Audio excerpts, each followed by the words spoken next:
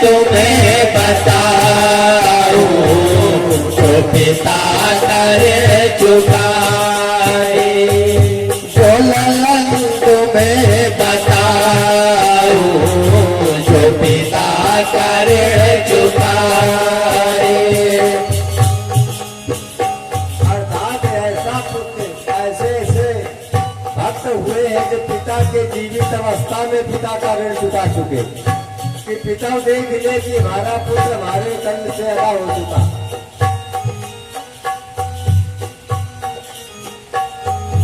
हक अपना अदा करके, हक अपना अदा करके संसार को दिखाए। बोल तुम्हें बताऊं जो पिता करे चुका दे।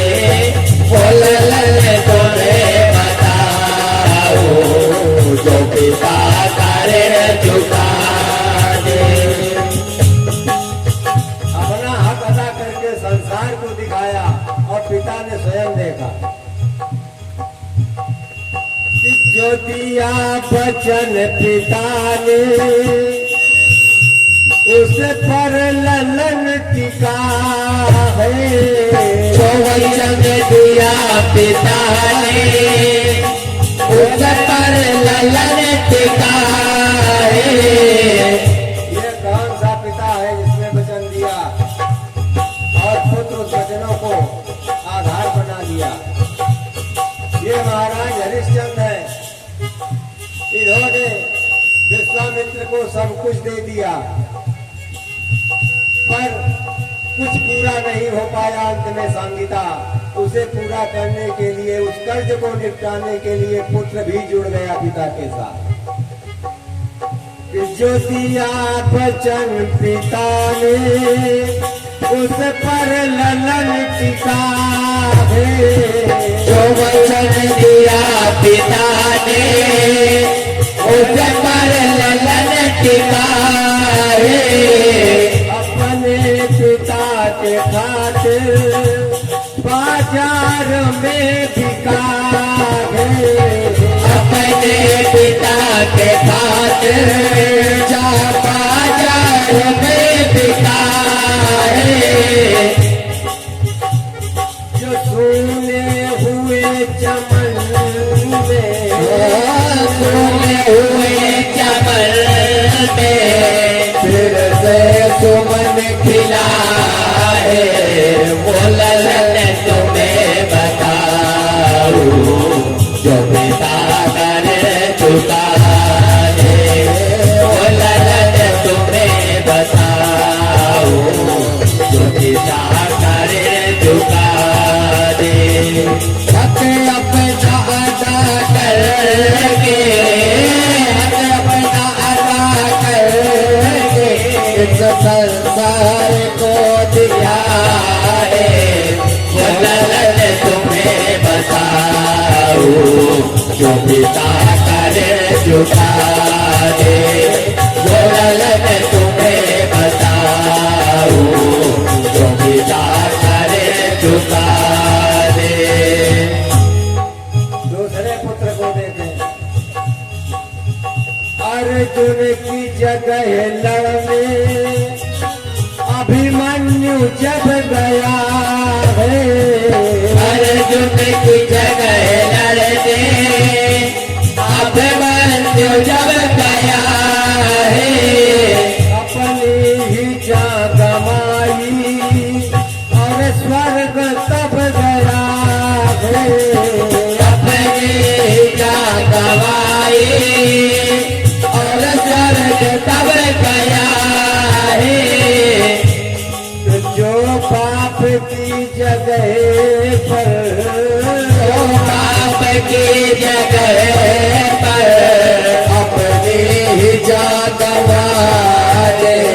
वो ललन तुम्हें बताऊं जो पिता कर चुका दे।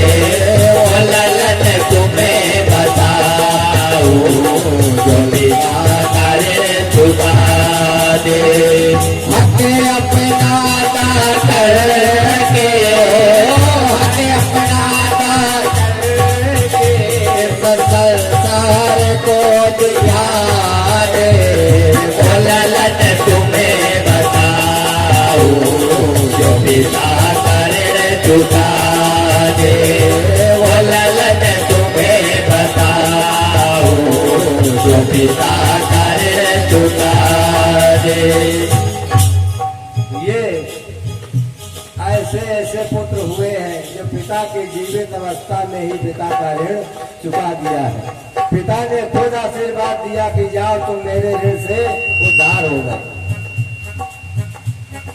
और ऐसा नहीं, कलिकाल में भी ऐसे पुत्र हुए हैं। पहले का इतिहास देखें। कहते हैं गुरु गोविंद, जिस समय मुगल साम्राज्य था, इस्लाम धर्म अपनाने के लिए घोषणा की गई, राजा ने करी, और जो इस्लाम धर्म नहीं अपनाएगा उसको दीवार में चुना दिया जाएगा, ये घोषणा थी। तब आज गुरु गोविंद के 2 पुत्र थे, आज वो स्वयं पिता कहते हैं पुत्रों से। कलिकाल में भी ऐसा हुआ। कहते हैं गुरु गोविंद बच्चों न झुक के जीना, कहते हैं गुरु गोविंद बच्चों न झुक के जीना, लेकिन इस पापी का पानी कभी न पीना, लेकिन इस पापी का पानी कभी न पीना। सरदार रहना चाहो सरदार रहना चाहो चाहे दीवार में चुना लो, बोललन तुम्हें बताए जो पिता कर चुका दे बोललन तुम्हें बताए जो पिता कर चुका दे। हक अपना अदा करके हक अपना अदा करके इस संसार को दिखा दे बोललन तुम्हें बताए जो पिता कर चुका दे बोललन तुम्हें बताओ जो पिता कर चुका दे। सज्जनों, इस प्रकार शास्त्रों में भी उपदेश आए हैं कि ऐसे ऐसे धर्मात्मा पुण्यात्मा हो गए जिन्होंने इसी शरीर से और ऋण जिसका चुकाना है उसके सामने ही उसको दिखा करके चुका करके अपने मोक्ष के अधिकारी बन गए। ऐसे पुरुषों के नाम पुराणों में दिए गए हैं। तो महाराज शिव जी नारद जी से ये आदेश कर देते हैं कि आज से जो मेरा सत्संग कराएगा उसके तमाम ऋणों को तो मैं नाश ही करता रहूंगा। अगर क्रमशः सत्संग करता रहेगा तो उसके वो भी जो महान ऋण हैं जो अदा नहीं हो पाते उनको भी मैं सहज में ही निवारण कर दूंगा। बोलिए शिव भगवान की जय। अब सज्जनों,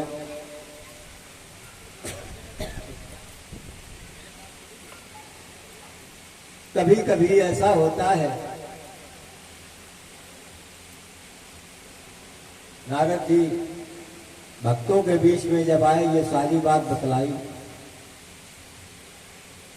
कभी कभी अज्ञानता बस भगवान की पूजा हो जाती है। आप पूजा नहीं करना चाह रहे हैं और ना पूजन के भाव से कोई कर्म करते हैं, फिर भी आपसे पूजा होती चली जा रही है। भगवान उसी से प्रसन्न होते चले जा रहे हैं। सिर्फ अतिथि के सत्कार के का आप मंत्र सीख लें।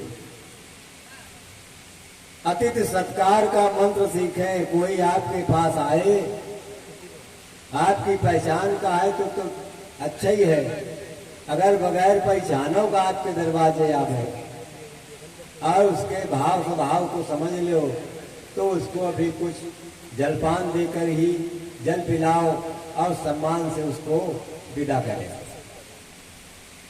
इतना करने से भगवान शिव प्रसन्न होते। बोले बाबा अन्नपूर्णा माता के यहाँ भिक्षा लेने रोज जाते थे, रोज मांगने जाते थे।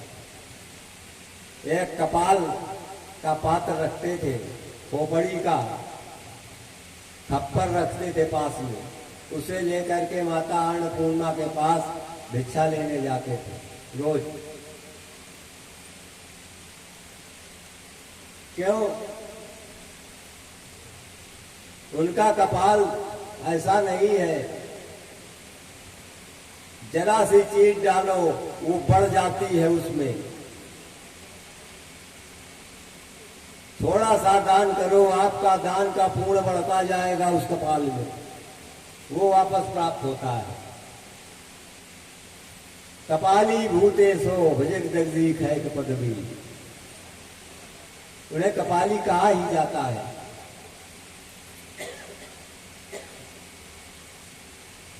भगवान श्री को भी दीक्षा क्यों मांगनी पड़ी कि इनके परिवार में खाने वाले बहुत लोग थे, भोजन करने वाले। अर्थात शरीरों में तो गिनती कम थी पर उनके मुंह बहुत बहुत रहे लोगन के, भोजन करने वालों को, और सभी मुखों से भोजन करते थे। भोले बाबा के यहाँ रहते थे, भोजन की व्यवस्था ही नहीं करनी पड़ती थी। इस हेतु उनको भिक्षा मांगनी पड़ी शिव जी को। ये संसार के मालिक हैं, सबको भोजन देने वाले हैं। इनकी शरण में जो कोई आ जाता है उसको तो वो स्वयं यत्न करके भोजन कराते हैं। कहा गया है कि मांगत भीख महेश फिरे, घर में नहीं अन्न का एक अधेला। घर में अन्न का एक दाना नहीं है और इसलिए भीख मांगनी पड़ती है। तो घर में नहीं अन्न का एक अधेला, पर एक मुख होए तो पूरा परे। एक मुख होए तो पूरो परे, मुख ही मुख का घर माही जमेला। घर में उनके मुख है। शीश चढ़े सहसानन भैरव, 10 भैरव है। सहसानन भगवान शेषनाग, जिनके 1000 फन है, 1000 मुंह है, 1000 मुंहों से वो भोजन करेंगे, सबको भोजन देना है उन्हें। शीश चढ़े सहसानन भैरव, अब गोद गजानन बैल तबेला। गोदी में गजानन है, इनके भी 5 मुख है। और फिर नंदीगढ़ बैल तबेला में बांधे तो उनका भोजन देगा ही नहीं।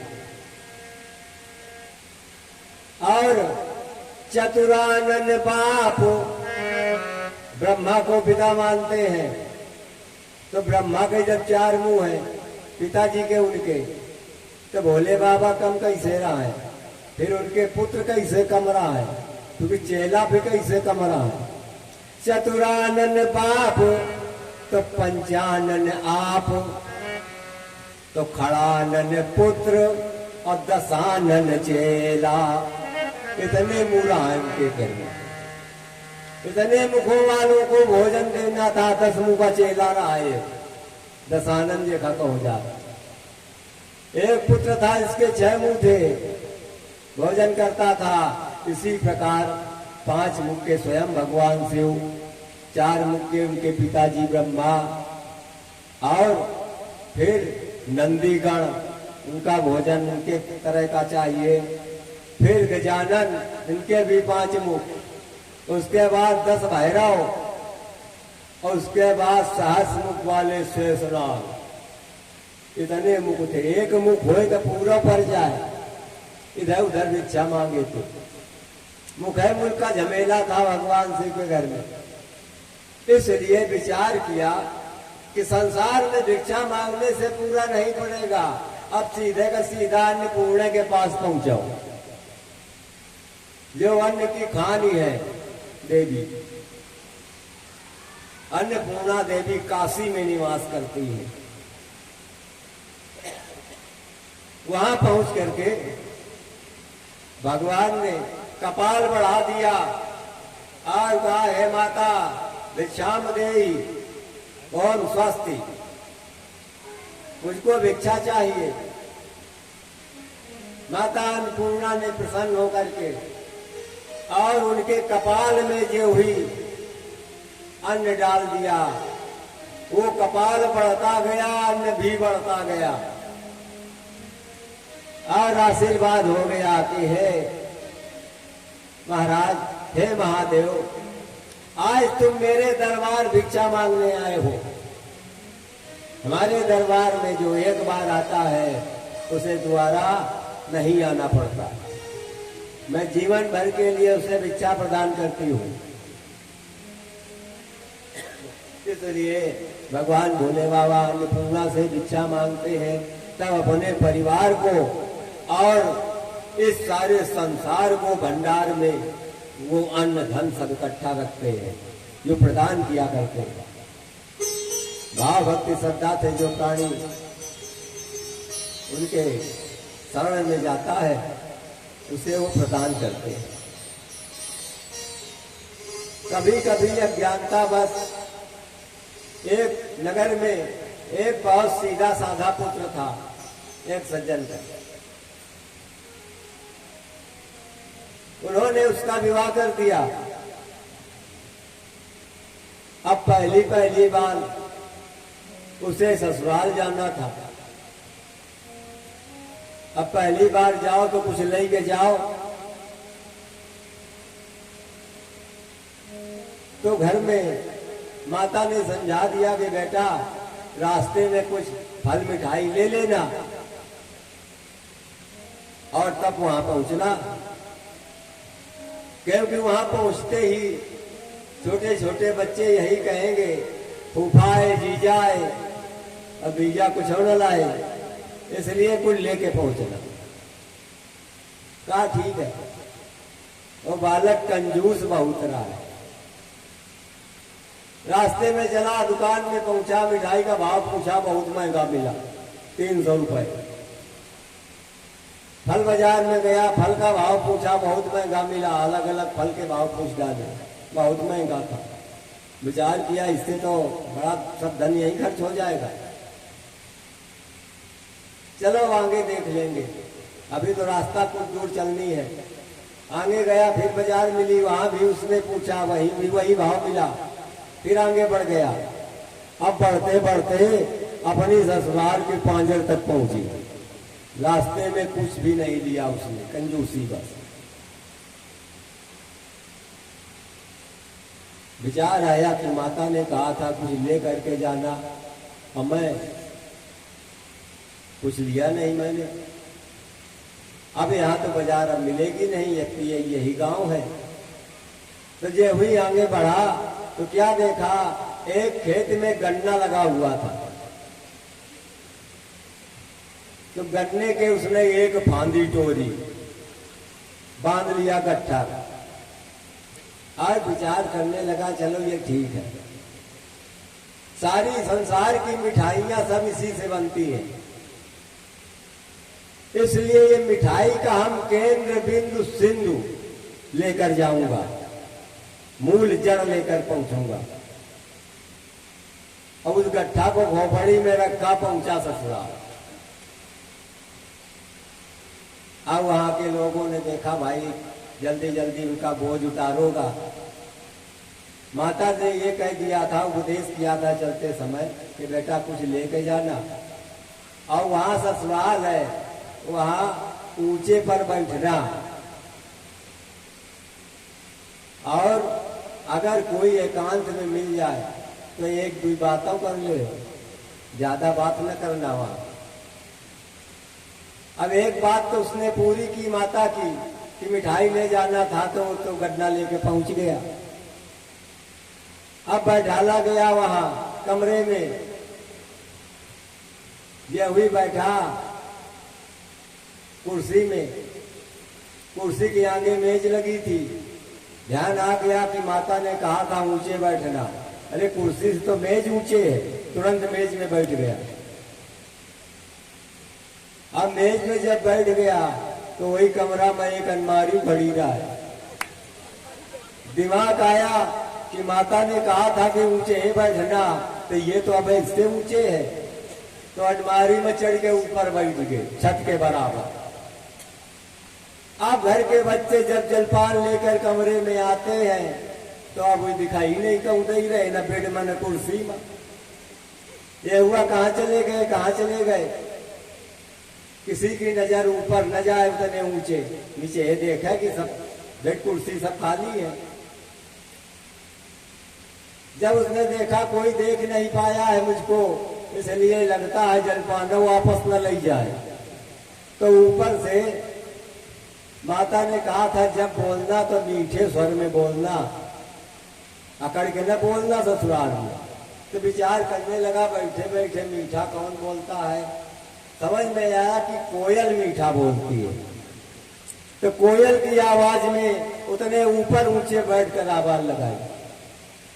तो किसी बच्चे ने ऊपर को देखा जहां आवाज आ रही थी, अरे कहा नहीं देखो जीजा जी वहां बैठे। अब लोग वहां के भी लोग समझ गए कि इनका स्थिति बहुत नाजुक है। खैर उतारा बैठारा, खिलाया पिलाया। प्रातः काल नित्य नैमित्य क्रिया के लिए बच्चे छोटे थे तो उनके ससुरा साहब लेवा कर मैदान जंगल को गए। एक नदी का किनारा था, वहां पहुंचे। अब उसने विचार किया, माता जी ने कहा था कि कोई एकांत में मिले तो दो बातें कर ले। तब ससुर साहब एकांत में तो है न, उनको है ही नहीं, इन्हीं से दी बातें लाभ कर ले। कहने लगे पिताजी ये बताओ, ये नदिया को खुदवाई थे, ये नदी किसने खुदाई थी। पिताजी ने कहा बेटा नदी कोई खुदवाता थोड़ी है, पानी जिधर का बहाव होता है बहते बहते मिट्टी कट जाती है और नदी बन जाती है। उसने विचार किया